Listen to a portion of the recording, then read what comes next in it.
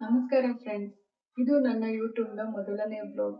ಈ ವ್ಲಾಗಲ್ಲಿ ನಾನು ನಿಮಗೆ ಇವತ್ತು ಯುಗಾದಿ ಹಬ್ಬ ನಾವು ಹೇಗೆ ಆಚರಿಸಿದ್ವಿ, ಅಲ್ಲಿ ಏನೇನು ತಿಂಡಿ ಮಾಡಿದೆ ಅಂದ್ಬಿಟ್ಟು ಈ ವ್ಲಾಗಲ್ಲಿ ನಾನು ನಿಮಗೆ ತೋರಿಸ್ಕೊಡ್ತಾ ಇದ್ದೀನಿ.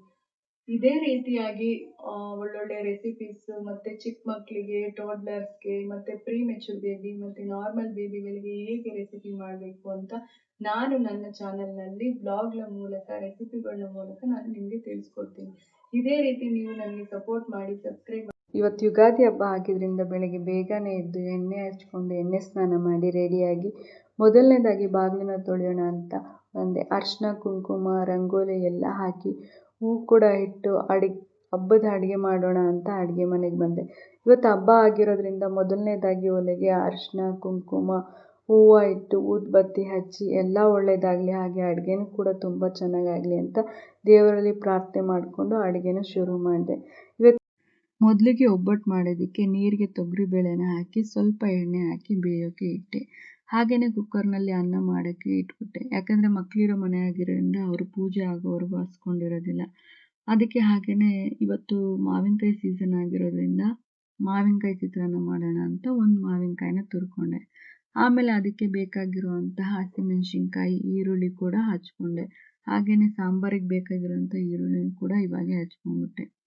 ಅದನ್ನು ಮೊದಲಿಗೆ ಒಗ್ಗರಣೆ ಮಾಡಲಿಕ್ಕೆ ಒಂದು ಪಾತ್ರೆಗೆ ಎಣ್ಣೆ, ಸಾಸಿವೆ, ಜೀರಿಗೆ, ಕಡಲೆಬೀಜ, ಕಡಲೆಬೇಳೆ, ಕರಿಬೇವು, ಹಸಿಮೆಣಸಿನ್ಕಾಯಿ, ಈರುಳ್ಳಿನ ಹಾಕಿ ಚೆನ್ನಾಗಿ ಫ್ರೈ ಮಾಡಿಕೊಂಡೆ.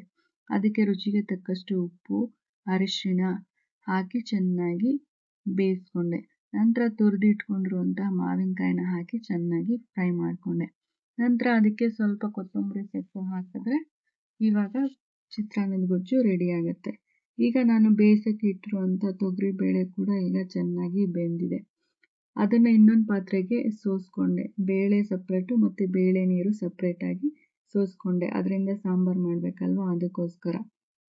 ಈಗ ಒಬ್ಬಟ್ಟಿಗೆ ಮತ್ತು ಒಬ್ಬಟ್ಟು ಸಾಂಬಾರಿಗೆ ತೆಂಗಿನಕಾಯಿ ಬೇಕಲ್ವ, ಅದಕ್ಕೋಸ್ಕರ ತೆಂಗಿನಕಾಯಿನೂ ಕೂಡ ಈಗಲೇ ನಾನು ಚೆನ್ನಾಗಿ ತುರಿದಿಟ್ಕೊಂಡೆ. ಒಂದು ಅರ್ಧ ಹೋಳಾಗುವಷ್ಟು ತೆಂಗಿನಕಾಯಿನ ತುರಿದಿಟ್ಕೊಂಡೆ. ನಂತರ ಬೇಯಿಸಿರೋ ಬೇಳೆನ ಇನ್ನೊಂದು ಪಾತ್ರೆಗೆ ಹಾಕ್ಕೊಂಡು ಅದಕ್ಕೆ ಬೇಕಾದಷ್ಟು ಬೆಲ್ಲ ಹಾಕಿ ಚೆನ್ನಾಗಿ ಕರಗೋವರೆಗೂ ಬೇಯಿಸ್ಕೋಬೇಕು.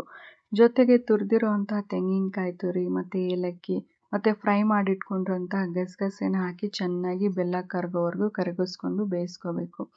ಎಲ್ಲ ಆದಮೇಲೆ ಅದನ್ನು ತಣ್ಣಗಾಗೋಕ್ಕೆ ಬಿಡಬೇಕು. ಮತ್ತು ಎಲ್ಲ ತಣ್ಣಗಾದ್ಮೇಲೆ ಮಿಕ್ಸಿ ಜಾರ್ಗೆ ಸ್ವಲ್ಪ ಸ್ವಲ್ಪನೇ ಹಾಕ್ಕೊಂಡು ರುಬ್ಬಬೇಕು, ನೀರು ಹಾಕ್ಕೊಳ್ದಿರ.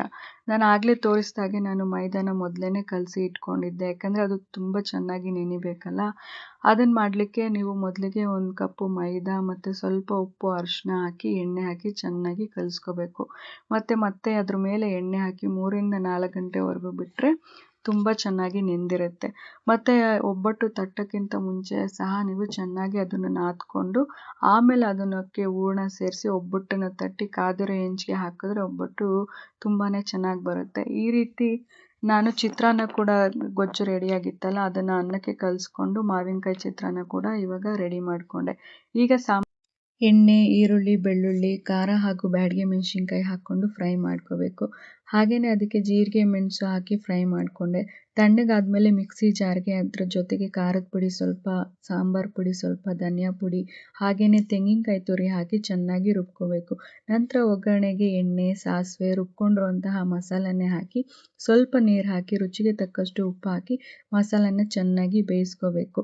ಸೋಸಿದ ಬೇಳೆ ನೀರನ್ನು ಸಹ ಹಾಕ್ಕೋಬೇಕು. ಹಾಗೆಯೇ ಹುಣಸೆ ರಸ ಹಾಕ್ಕೊಂಡು ನಾವು ಹೂರಣ ಮಾಡಿಟ್ಕೊಂಡಿರ್ತೀವಲ್ಲ ಅದನ್ನು ಸಹ ಹಾಕಿ ಚೆನ್ನಾಗಿ ಬೇಯಿಸ್ಕೋಬೇಕು. ನಾನಿಲ್ಲಿ ಕರ್ಬೇವಿನ ಸೊಪ್ಪು ಹಾಕೋದು ಮಿಸ್ ಮಾಡಿದ್ದೀನಿ, ನೀವು ಹಾಕ್ಕೋಬೇಕು. ಓಕೆನಾ? ಇಲ್ಲಿ ಚೆನ್ನಾಗಿ ಬೆಂದಮೇಲೆ ಸಾಂಬಾರು ಕೂಡ ರೆಡಿ ಆಗುತ್ತೆ. ಈಗ ಅಡುಗೆ ಎಲ್ಲ ರೆಡಿ ಆಯಿತು. ಈಗ ಹಬ್ಬದ ಬೇವು ಬೆಲ್ಲ ರೆಡಿ ಮಾಡೋದಕ್ಕೆ ಒಂದು ಬಟ್ಲಿಗೆ ಬೇವಿನ ಹೂವು ಮತ್ತು ಕೊಬ್ಬರಿ, ಬೆಲ್ಲ, ಹುರಿಗಡಲೆ ಮತ್ತು ಬೇವಿನ ಸೊಪ್ಪು ಹಾಕಿ ರೆಡಿ ಮಾಡಿಕೊಂಡೆ.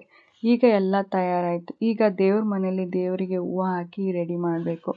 ಮಲ್ಲಿಗೆ, ಕನಕಾಂಬರ ಹಾಗೂ ಸೇವಂತಿಗೆ ಹೂವನ್ನ ದೇವರಿಗೆ ಹಾಕಿ ರೆಡಿ ಮಾಡ್ತಾ ಇದ್ದೀನಿ. ಹಾಗೆಯೇ ಕಳಶಕ್ಕೆ ಈ ರೀತಿ ಮಲ್ಲಿಗೆ ಮತ್ತು ಕನಕಾಂಬರನ ಸುತ್ತಿ ಹಾಕಿದ್ರೆ ತುಂಬಾ ಚೆನ್ನಾಗಿ ಕಾಣಿಸುತ್ತೆ. ಮತ್ತು ಮಾವಿನ ಎಲೆ ಹಾಗೆ ಬೇವಿನ ಎಲೆ ಕೂಡ ದೇವರಿಗೆ ಮುಡಿಸಿದ್ದೀನಿ. ಈಗ ನೈವೇದ್ಯಕ್ಕೆ ಮಾಡಿರುವಂತಹ ಅಡುಗೆ ಚಿತ್ರಾನ್ನ, ಒಬ್ಬಟ್ಟು, ಅನ್ನ ಸಾಂಬಾರು, ತುಪ್ಪ, ಬೇವು ಬೆಲ್ಲ ಇಟ್ಟು ದೇವರಿಗೆ ದೀಪ ಹಚ್ಚಿ ಊದ್ಗಡ್ಡಿ ಹಚ್ಚಿ ಮಂಗಳಾರತಿ ಮಾಡಿ ನೈವೇದ್ಯ ಕೂಡ ಮಾಡಿ ದೇವರಲ್ಲಿ ಈ ವರ್ಷ ಎಲ್ಲರಿಗೂ ಚೆನ್ನಾಗಿರಲಿ, ಹಾಗೆಯೇ ಎಲ್ಲರಿಗೂ ಒಳ್ಳೇದು ಮಾಡಲಿ ಅಂತ ಪ್ರಾರ್ಥನೆ ಮಾಡಿಕೊಂಡೆ. ಈ ರೀತಿಯಾಗಿ ನಾವು ನಮ್ಮ ಮನೆಯಲ್ಲಿ ಇವತ್ತು ಯುಗಾದಿ ಹಬ್ಬನ ಆಚರಣೆ ಮಾಡಿದ್ದೀವಿ. ನಿಮ್ಮೆಲ್ಲರಿಗೂ ಇಷ್ಟ ಆಗಿದೆ ಅಂತ ಅಂದ್ಕೊಂಡಿದ್ದೀನಿ.